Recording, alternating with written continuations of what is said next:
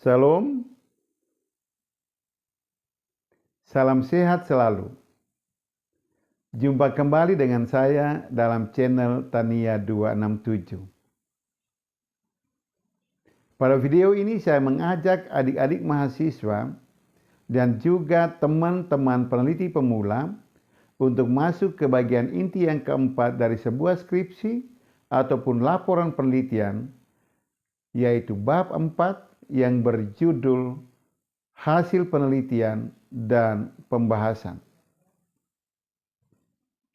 Setiap perguruan tinggi ataupun kampus memiliki ketetapan ataupun aturannya sendiri-sendiri tentang apa saja yang harus dikemukakan pada bab 4 yang berjudul hasil penelitian dan pembahasan ini.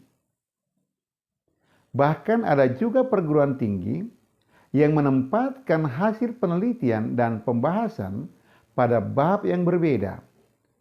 Hasil penelitian ditempatkan pada bab 4, sedangkan pembahasan ditempatkan pada bab 5. Di dalam video ini, saya akan menampilkan ulasan tentang hasil penelitian dan pembahasan dalam bab 4 secara bersama-sama sebagai satu kesatuan. Ada dua subbab utama yang terdapat pada bab 4 yang berjudul hasil penelitian dan pembahasan ini. Subbab yang pertama adalah pemaparan hasil penelitian dan subbab yang kedua adalah pembahasan. Kita akan mengulasnya satu persatu. Subbab yang pertama adalah pemaparan hasil penelitian. Seperti yang sudah saya kemukakan sebelumnya, bahwa setiap perguruan tinggi memiliki ketetapannya masing-masing tentang apa saja yang harus dikemukakan pada subbab yang berjudul pemaparan hasil penelitian ini. Di dalam video ini, saya akan memberikan gambaran secara umum. Adik-adik mahasiswa dan juga teman-teman peneliti pemula boleh menyesuaikannya berdasarkan aturan ataupun ketetapan yang berlaku pada perguruan tingginya masing-masing. Ada beberapa sub-subbab yang terdapat pada subbab yang berjudul pemaparan hasil penelitian. Sub-subbab yang pertama adalah gambaran umum. Ada dua hal yang harus dikemukakan oleh seorang mahasiswa atau peneliti pemula pada sub-subbab ini. Yang pertama adalah profil dari lembaga tempat di mana mahasiswa atau peneliti pemula melakukan penelitian. Misalnya tentang visi dan misi lembaga, pemimpin lembaga, dan berapa jumlah karyawan ataupun guru yang bekerja pada lembaga tersebut. Hal kedua yang juga harus disampaikan ataupun dikemukakan oleh mahasiswa atau peneliti pemula pada subbab gambaran umum ini adalah profil responden ataupun profil informan. Misalnya jenis kelamin ataupun juga usia atau lamanya pegawai tersebut bekerja pada lembaga yang bersangkutan. Sub-subbab yang kedua adalah hasil uji instrumen penelitian, baik itu uji validitas maupun uji reliabilitas. Terkait hasil uji instrumen, ada perguruan tinggi yang menempatkannya pada bab 3 yang berjudul metode penelitian. Tetapi ada juga perguruan tinggi yang menempatkan hasil uji instrumen pada bab 4. Antara ditempatkan pada bab 3 ataupun ditempatkan pada bab 4, yang pasti adalah instrumen yang digunakan di dalam penelitian harus diuji terlebih dahulu sebelum instrumen itu digunakan atau disebarkan kepada para responden. Di dalam konteks ini, adik-adik mahasiswa ataupun teman-teman peneliti pemula yang menggunakan angket sebagai instrumen penelitiannya wajib melakukan uji validitas dan reliabilitas angket penelitian sebelum angket tersebut disebarkan kepada para responden. Uji instrumen juga wajib dilakukan oleh adik-adik mahasiswa dan juga teman-teman peneliti pemula yang menggunakan soal tes sebagai instrumen penelitiannya. Di dalam konteks ini, adik-adik mahasiswa dan juga teman-teman peneliti pemula wajib melakukan uji validitas soal tes sebelum soal tes tersebut dikerjakan oleh mahasiswa ataupun siswa yang menjadi subjek penelitian. Sub-bab yang ketiga adalah pelaksanaan penelitian. Pada sub-bab ini, adik-adik mahasiswa atau teman-teman peneliti pemula wajib memaparkan bagaimana penelitian itu dilaksanakan. Di dalam konteks ini, adik-adik mahasiswa atau juga teman-teman peneliti pemula yang menggunakan angket sebagai instrumen penelitiannya wajib memaparkan pada sub-bab ini bagaimana angket itu disebarkan. Apakah angket itu disebarkan secara langsung atau disebarkan melalui orang lain atau media lain? Berapa jumlah angket disebarkan? Berapa jumlah angket yang dikembalikan atau berhasil dikumpulkan? Berapa jumlah angket yang valid dalam arti dikerjakan secara benar sesuai dengan petunjuk yang diberikan? Dan berapa jumlah angket yang tidak valid dalam arti tidak dikerjakan secara benar sesuai dengan petunjuk yang diberikan? Bagi adik-adik atau teman-teman peneliti pemula yang menggunakan soal tes sebagai instrumen penelitiannya, wajib memaparkan pada sub-bab ini kapan dan bagaimana pretest dilakukan, kapan dan bagaimana uji coba atau eksperimen itu dilakukan, dan kapan dan bagaimana post-test itu dilakukan. Data-data yang diperoleh, baik dari hasil penyebaran angket maupun dari hasil tes, kemudian ditabulasi untuk selanjutnya dianalisis. Sub-bab yang keempat adalah hasil penelitian.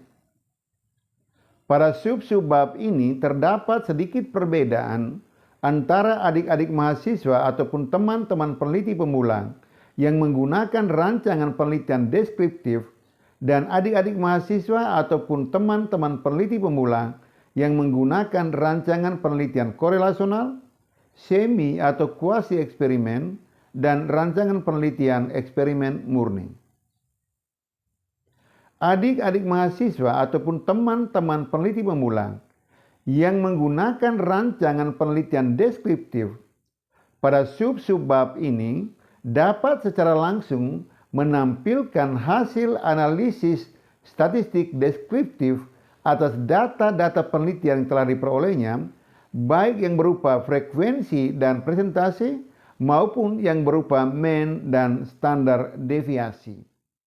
Sedangkan adik-adik mahasiswa atau teman-teman peneliti pemula yang menggunakan rancangan penelitian korelasional, semi eksperimen, dan eksperimen murni wajib memaparkan pada sub-bab ini dua hal berikut. Yang pertama adalah uji asumsi klasik. Uji asumsi klasik wajib dilakukan karena menjadi persyaratan untuk melakukan regresi dan supaya hasil analisis regresi nantinya dapat digunakan untuk melakukan uji hipotesis. Ada beberapa jenis uji asumsi klasik. Yang pertama adalah uji normalitas. Yang kedua adalah uji linearitas. Yang ketiga adalah uji multikolinialitas. Yang keempat adalah uji heteroskedastisitas. Dan yang kelima adalah uji autokorelasi.